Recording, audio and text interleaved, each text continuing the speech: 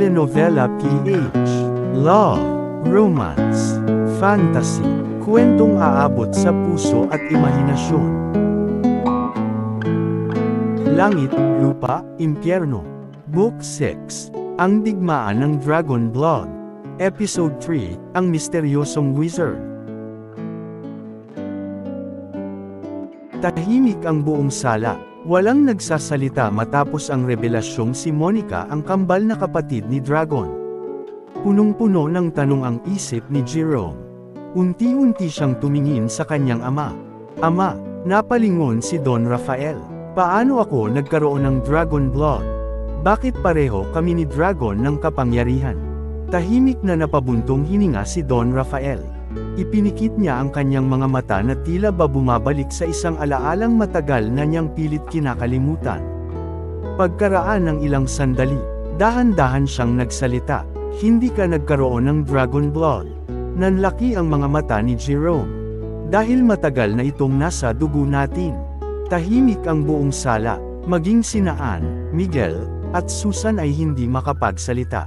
Unti-unting tumayo si Don Rafael. Lumapit siya sa malaking bintana habang nakatanaw sa kalangitan. Noong sinaunang panahon, ang pamilya Sevilla ay kabilang sa mga unang angkan na pinagkalooban ng Red Dragon Blood. Sila ang mga tagapagmana ng apoy ng dragon. Huminto siya sandali, ngunit habang lumilipas ang mga henerasyon, unti-unting hamina ang dugong iyon. Nag-asawa ang ating mga ninuno ng mga ordinaryong tao. Hanggang sa dumating ang panahon na wala nang isinisilang na may dragon mark. Tahimik na nakikinig si Jerome. Maging si Ann ay hindi inaalis ang tingin kay Don Rafael. Maraming henerasyon ang lumipas, at inakala ng ating pamilya na tuluyan nang nawala ang Dragon Blood. Dahan-daang lumingon si Don Rafael sa kanyang anak. Ni ako, ni ang lolo mo, ni ang mga ninuno nating naaalala ko. Walang nagmana ng kapangyarihang iyon. Unti-unting lumalim ang kanyang boses.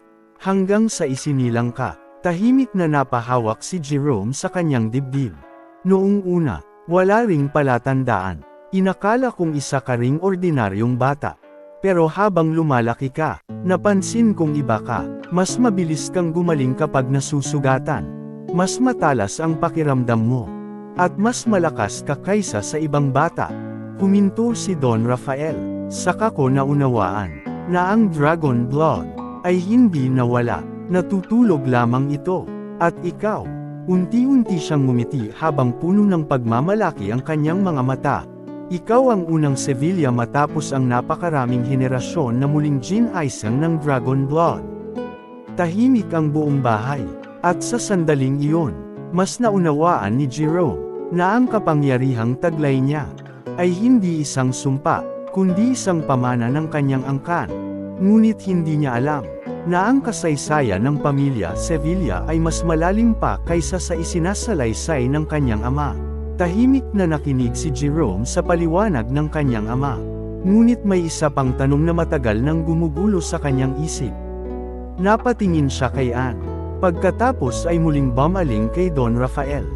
Ama, bakit may Dragon Blood din si Ann?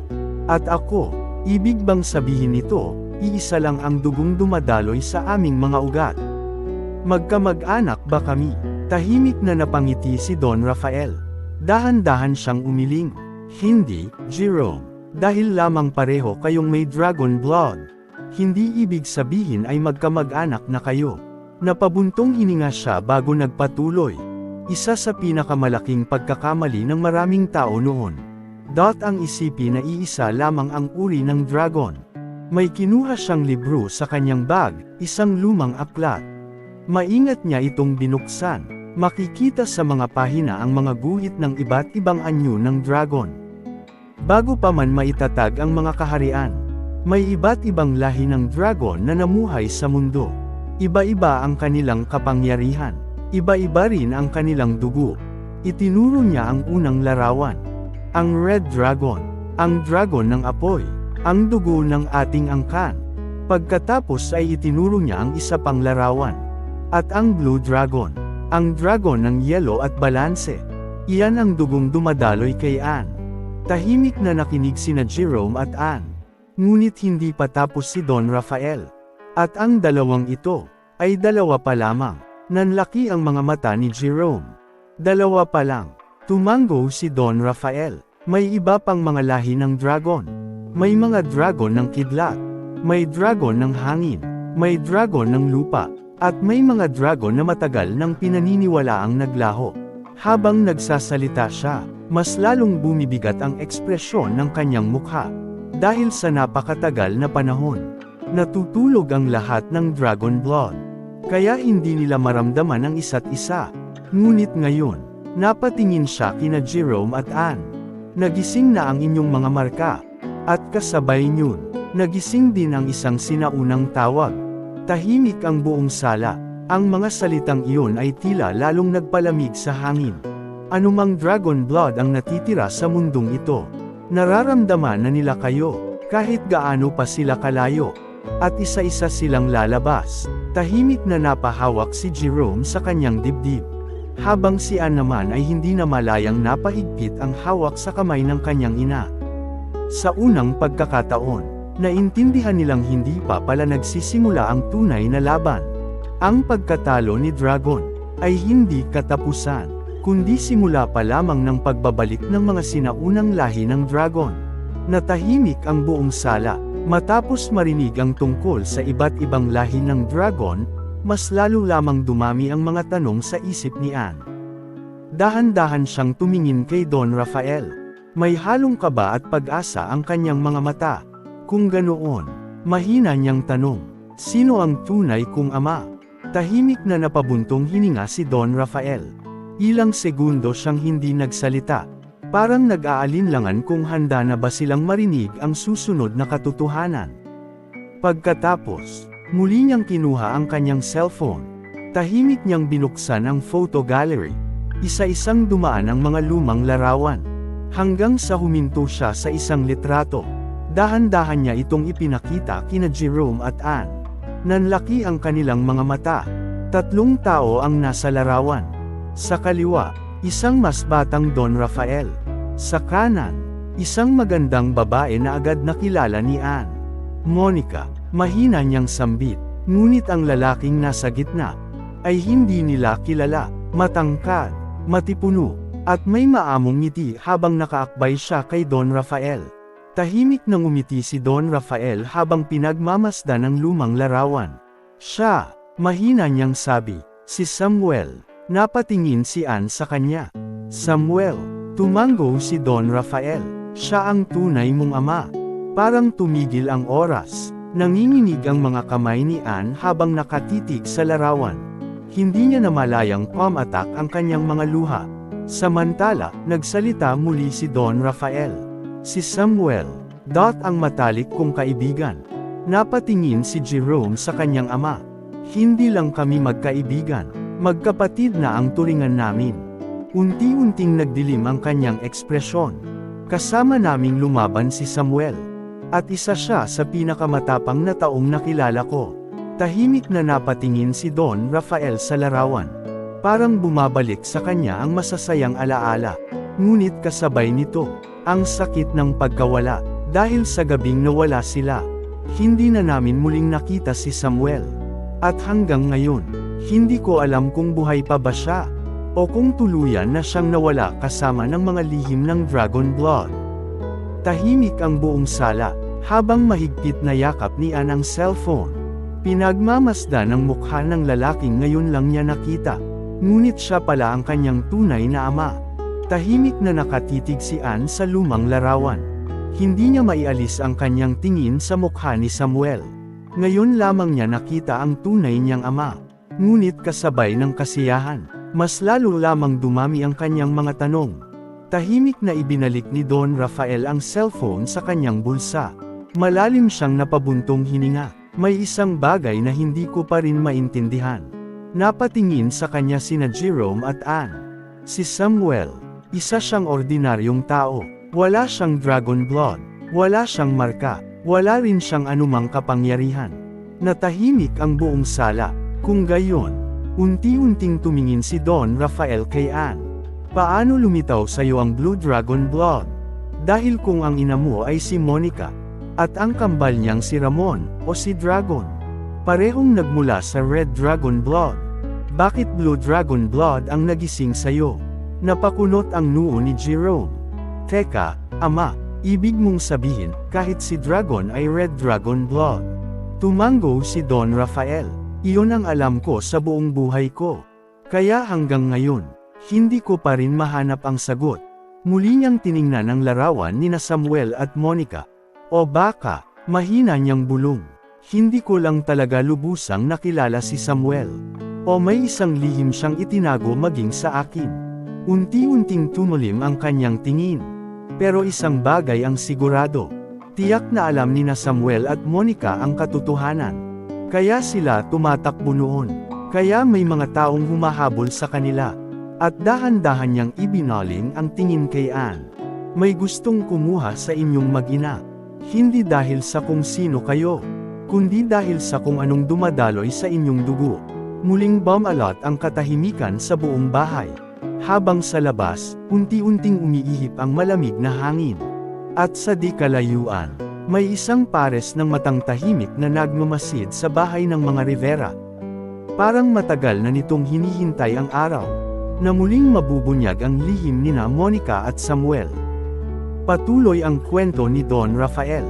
Tahimik na nakikinig sina Jerome at Anne habang unti-unti nilang binubuo sa kanilang isipan ang mga lihim ng nakaraan.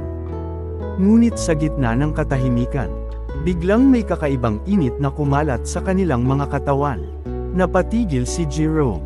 Sandali, kasabay noon, unti-unting nagliwanag ang pulang dragon mark sa kanyang likod. Kasabay rin nito ang pagliwanag ng asul na marka ni Anne. Nanlaki ang mga mata ng lahat.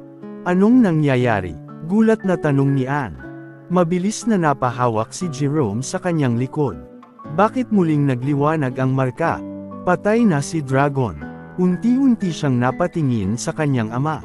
Ibig bang sabihin, may iba pang nilalang na may dragon blood sa paligid?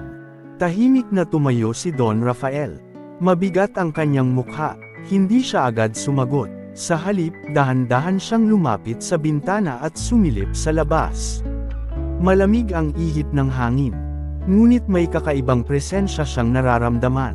Pagkaraan ng ilang sandali, nagsalita siya. Hindi nagkakamali ang dragon blood. Kapag nagising ang inyong mga marka ng sabay, iisa lamang ang ibig sabihin niyan. Tahimik na napalunok sina Jerome at Anne. May isa pang dragon blood na malapit sa atin. Parang nanlamig ang buong sala. Napahigpit ang kamao ni Jerome. Kaaway ba siya? Hindi agad sumagot si Don Rafael.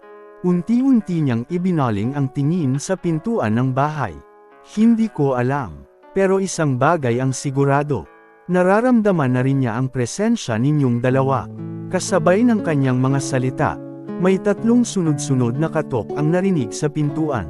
Tahimik ang lahat. Nagkatinginan sina Jerome at Anne. Habang ang kanilang mga dragon mark ay patuloy na nagliliwanag. At sa labas ng bahay, may isang misteryosong lalaki na nakasuot ng mahabang balabal. Tahimik lamang itong nakatayo, at tila matagal na nitong hinihintay ang sandaling ito. Tahimik ang buong bahay, walang sino man ang gumagalaw, habang ang kakaibang liwanag mula sa dragon marks nina Jerome at Anne ay hindi pa rin nawawala. Agad na kinuha ni Don Rafael ang kanyang cellphone. Mabilis niyang tinawagan ang isa sa kanyang mga tauhang nakabantay sa labas ng bahay. Nag-ring, ngunit walang sumasagot. Napakunot ang noo ni Don Rafael. Muli siyang tumawag. Isa pang tauhan. Wala pa rin. Hanggang sa sinubukan niyang tawagan maging ang mga tauhang nakapwesto sa mas malalayong lugar. Ngunit pare-pareho silang hindi makontak. Nanlaki ang mga mata ni Jerome. Ama, dati hindi nangyayari iyan. Tahimik na ibinaba ni Don Rafael ang cellphone. Ibig sabihin, bago pa man siya dumating, naalis na niya ang lahat ng bantay. Kasabay noon, muling kumatok ang misteryosong lalaki sa pintuan. Mas mabagal, mas mabigat, parang alam nitong naroon silang lahat. Tahimik ang buong sala. Maging sina Miguel at Susan ay hindi na halos makahinga sa kaba. Lumapit si Jerome sa harap ni Anne. Automatiko niya itong pinrotektahan. habang si Don Rafael naman ay marahang inilagay ang kanyang kamay sa balikat ng anak. Walang gagalaw, mahinang utos nito. Lumipas ang ilang segundo, wala pa ring nagbukas ng pinto. At bigla, isang napakalakas na ihip ng hangin ang umalangaw sa buong paligid. Nayanig ang mga bintana, namatay ang mga ilaw, at sa isang iglap, bang! Kusang bumukas ang pintuan. Mabilis na pumasok ang malamig na hangin sa loob ng bahay. Lumipad ang mga kurtina, nagkalat ang mga papel sa sala. Ngunit ang mas nakakatakot, may isang lalaki na tahimik na nakatayo sa labas. Nakasuot ng mahabang balabal, hindi makita ang kanyang mukha dahil natatakpan ito ng hood. Ngunit sa kanyang paligid, umiikot ang malamig na hangin na parang sumusunod sa bawat galaw niya. Hindi siya nagsalita, hindi rin siya gumalaw. Tahimik lamang niyang pinagmasdan sina Jerome at Anne. At sa mismong sandaling iyon, mas lalong nagliwanag ang dragon marks nilang dalawa. Bahagyang napangiti ang misteryosong lalaki. Sa wakas, mahina nitong sambit, nagkita na rin tayo. Tahimik ang buong bahay, nakatayo lamang ang misteryosong lalaki sa bukas na pintuan.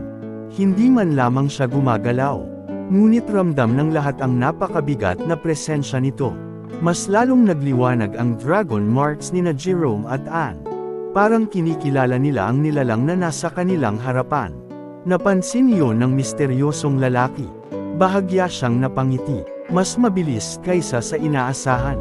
Mahina nitong sambit, nagkatinginan sina Jerome at Anne. Pareho silang nagtaka, parang kilalang kilala ng lalaking ito ang lahat tungkol sa kanila. Hindi na nakatiis si Miguel Rivera. Dahan-dahan siyang humakbang pasulong. Ginoo, maari ko bang malaman kung sino kayo? Hindi sumagot ang misteryosong lalaki. Sa halip, dahan-dahan lamang niyang ibinaling ang kanyang tingin kay Miguel. At sa isang marahang kumpas ng kanyang kamay, isang napakalakas na bagzo ng hangin ang tumama sa matanda. Tatay, tumilapon si Miguel at bumagsak sa kabilang bahagi ng sala. Nabasag ang isang mesa sa lakas ng pagkakatama nito. Mahal! Napasigaw si Susan habang mabilis na tatakbo sana papunta sa kanyang asawa. Ngunit bigla siyang napatigil, parang may isang kamay na humawak sa kanyang leeg. Napahawak siya sa kanyang lalamunan. Hindi, unti-unti siyang nawalan ng hininga. Parang may puwersang sumisipsip ng hangin sa kanyang paligid. Hindi siya makahinga, nanginginig ang kanyang buong katawan. Mama, sigaw ni Anne habang umiiyak. Agad siyang tumakbo papunta sa kanyang ina. Pakawalan mo ang aking ina. Ngunit bago pa siya makalapit, isang malakas na hangin ang hamarang sa kanya. Napaatras siya ng ilang hakbang. Mahigpit na kinuyam ni Jerome ang kanyang kamao. Ako ang kalaban mo. Mabilis siyang sumugod sa misteryosong lalaki. Ngunit sa isang kisap mata, naglaho ito sa kanyang harapan. Nanlaki ang mga mata ni Jerome. Napakabilis. Maya-maya, narinig nila ang malamig na boses ng misteryosong lalaki mula sa kanilang likuran. Hindi pa, napakahina mo pa. Unti-unting lumingon si Jerome. At sa unang pagkakataon, naramdaman niya ang isang takot na hindi niya naramdaman kahit sa laban nila ni Dragon. Sapagkat ang lalaking nasa kanyang harapan, ay hindi pa man lumalaban. Ngunit kaya nang kontrolin ang hangin at ang hininga ng bawat tao sa loob ng bahay. Kahit ramdam ni Jerome ang napakalaking agwat ng kanilang lakas, hindi siya umatras. Mahigpit niyang kinuyam ang kanyang mga kamao. Ako ang haharap sa iyo. Sa isang iglap, mabilis siyang sumugod. Isang malakas na suntok ang agad niyang pinakawalan. Ngunit, wala, hindi man lamang niya natamaan ang misteryosong lalaki. Parang kusang umiiwas ang hangin sa bawat galaw ni Jerome. Hindi siya tumigil. Sunod-sunod na suntok, sipa, siko, tuhod. Lahat ng teknik na itinuro sa kanya ni Don Rafael ay kanyang ginamit. Ngunit sa bawat pag-atake, isang bahagyang paggalaw lamang ng misteryosong lalaki ang kailangan. Hindi man lamang sumasayad ang mga kamao ni Jerome sa balabal nito. Parang ang mismong hangin ang nagtataboy sa bawat atake. Napasinghap si Jerome. Imposible. Sa unang pagkakataon, May kalaban siyang hindi niya man lang madampian. Tahimik lamang na nakatayo ang misteryosong lalaki. Nakatago pa rin ang kanyang mukha sa ilalim ng hood. Hindi siya gumaganti. Hindi rin siya umaatake.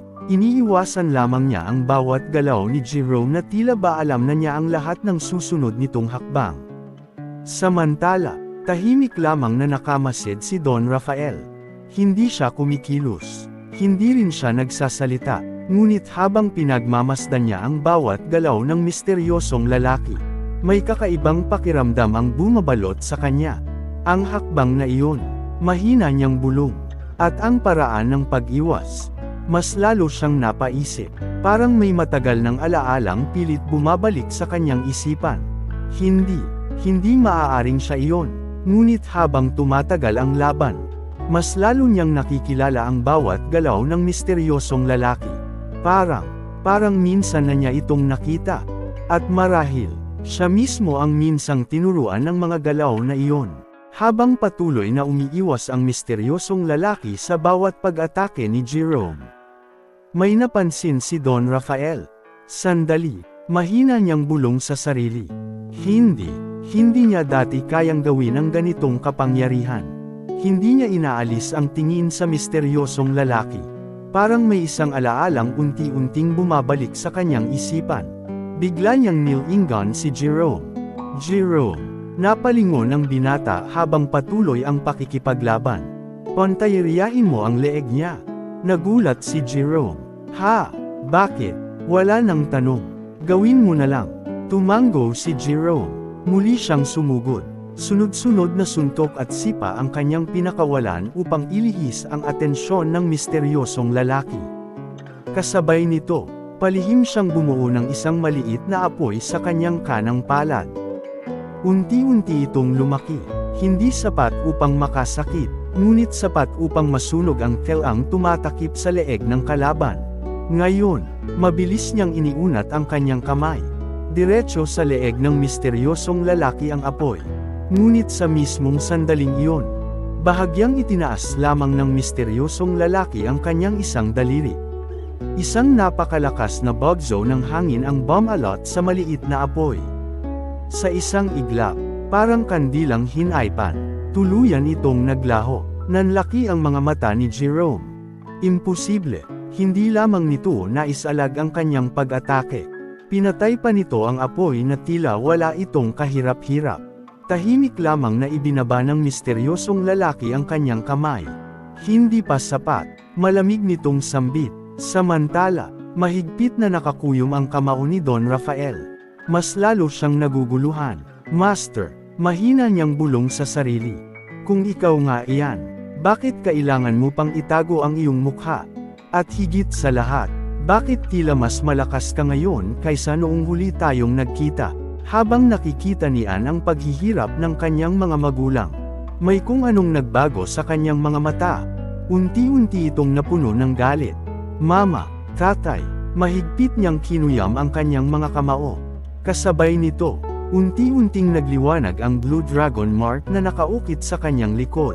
Sa pagkakataong ito, mas maliwanag, mas makapangyarihan, at mas nakakatakot. Napansin iyon ng misteryosong lalaki. Bagamat hindi pa rin makita ang kanyang mukha, bahagya siyang napangiti. Magaling, mahina nitong sambit. Ganyan nga, ipakita mo ang tunay mong lakas. Biglang nagbago ang hangin sa loob ng bahay. Ang kanina'y malamig na simoy, ay naging napakalamig. Unti-unting nabalot ng yelo ang sahig. Nagkaroon ng manipis na hamog sa mga bintana. Isa-isang nagyelo ang mga mesa at upuan. Maging ang mga halaman sa labas ng bahay ay unti-unting natakpan ng puting yelo. Nang inig sina Miguel at Susan sa sobrang lamig, habang si Jerome ay napaatras at napatingin kay Ann. Ngunit tila hindi siya naririnig ng dalaga. Ang kanyang mga mata ay nakatuon lamang sa misteryosong lalaki. Parang may ibang puwersang unti-unting kumokontrol sa kanyang katawan. Napansin iyon ni Don Rafael. Nanlaki ang kanyang mga mata. Masama ito, mahina niyang bulong sa sarili. Kapag nagpatuloy ito, baka tuluyan ng magising ang dragon blood sa loob ni Ann. At kapag nangyari iyon, Hindi na niya makokontrol ang kapangyarihang dumadaloy sa kanyang katawan. Napahigpit ang kamao ni Don Rafael. Hindi niya alam kung alin ang mas mapanganib. Ang misteryosong lalaki sa kanilang harapan, o ang sinaunang kapangyarihang unti-unting nagigising sa loob ni Anne. Samantala, tahimik lamang na nakatingin ang misteryosong lalaki sa nagyayelong paligid. At sa kauna-unahang pagkakataon, bahagya niyang itinanggo ang kanyang ulo. Parang nasiyahan siya sa kanyang nasaksihan. 2 dragon blood, mahina niyang sambit, at pareho silang nagsisimula pa lamang magising. Sa kanyang tinig, walang bakas ng takot, bagkus, parang isang guro na sinusubok ang kanyang mga magiging estudyante. Unti-unti pang lumalawak ang nagyayelong paligid. Ang sahig ay nababalot na ng makapal na yelo. Ang mga salamin sa bintana ay tuluyan ng nagyelo. Maging ang hangin ay tila kumakagat sa lamig. Anne, malakas na sigaw ni Don Rafael. Huminahon ka, ngunit tila wala nang naririnig si Anne. Ang kanyang mga mata ay nakatitig lamang sa misteryosong lalaki. Unti-unting lumalakas ang bugso ng malamig na hangin sa kanyang paligid. Nanginginig na sina Miguel at Susan sa matinding lamig. Mabilis na napalingon si Don Rafael kay Jerome. Jerome, pigilan mo siya, nagulat ang binata. Paano? Huwag mong hayaang lamunin siya ng dragon blood. Kapag tuluyan niyang nawala ang kontrol, si Anne mismo ang unang mapapahamak. Hindi na nag-atubili si Jerome. Mabilis siyang tumakbo patungo kay Anne. Anne, ako ito, pakinggan mo ako. Ngunit bago pa siya makalapit, boom! Isang napakalakas na bugso ng nagyayelong hangin ang sumabog mula sa katawan ni Anne. Napaatras si Jerome, muntik pa siyang mawalan ng balanse. Samantala, tahimik lamang na pinagmamasdan ng misteryosong lalaki ang lahat. Bahagya niyang itinaas ang kanyang ulo. At sa malamig niyang tinig ay sinabi, ganyan nga, iyan ang gusto kong makita. Ilabas mo ang lahat ng galit na nasa puso mo. Ipakita mo sa akin. Ang tunay na kapangyarihan ng Blue Dragon. Biglang mas lumakas ang pagningning ng marka sa likod ni Anne. Parang tumutugon ito sa bawat salitang binibitawan ng misteryosong lalaki. Napansin iyon ni Don Rafael. Hindi na siya makapagpigil. Sapat na. Sigaw niya habang humaharap sa misteryosong lalaki. Kung ano man ang pakay mo, huwag mong idamay ang batang iyon. Sa unang pagkakataon, bahagyang napalingon ang misteryosong lalaki kay Don Rafael. Bagamat natatakpan pa rin ng hood ang kanyang mukha, may bahagyang ngiti sa kanyang labi. At sa mahinang tinig na tila may halong pamilyar na awtoridad, sinabi niya, Rafael, hanggang ngayon, pareho ka pa rin. Napatigil si Don Rafael. Nanlaki ang kanyang mga mata. Hindi dahil sa sinabi ng lalaki, kundi dahil sa paraan ng pagbigkas nito sa kanyang pangalan. Isang boses, na matagal na niyang hindi naririnig. At isang alaalang unti-unti nang bumabalik sa kanyang isipan. Tahimik ang buong bahay, matapos marinig ang pamilyar na boses ng misteryosong lalaki. Nanigas si Don Rafael. Parang bumalik sa kanyang isipan ang lahat ng alaala noong siya ay bata pa. Ang mahihirap na pagsasanay, ang mga aral, ang mga laban, at ang lalaking minsang humubog sa kanya bilang mandirigma. Dahan-daang humakbang pasulong si Don Rafael. Nanginginig ang kanyang mga kamay. Hindi na siya nagdalawang isip. Lumuhad siya sa harap ng misteryosong lalaki. At marahan siyang yumuko. Ikaw nga. Mahina niyang sambit. Master, nagbalik ka. Tahimik ang buong sala. Nanlaki ang mga mata ni Jerome at Anne. Maging sina Miguel at Susan ay hindi makapaniwala sa kanilang nasaksihan. Sa unang pagkakataon, nakita nilang lumuhad ang walang kinatatakutang Don Rafael Sevilla. Napatingin si Jerome sa kanyang ama. Punong-puno ng pagtataka ang kanyang mukha. Siya, ang master mo. Bahagyang napangiti ang misteryosong lalaki. Dahan-dahan niyang itinaas ang kanyang kamay. At unti-unti niyang ibinaba ang hood na tumatakip sa kanyang mukha.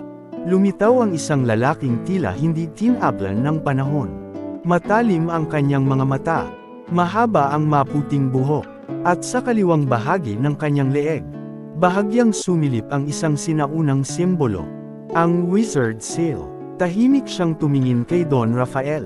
Matagal na panahon, Rafael. At pagkatapos ay ibinoling niya ang kanyang tingin kina Jerome at Anne. Panahon na, upang simulan ang inyong tunay na pagsasanay.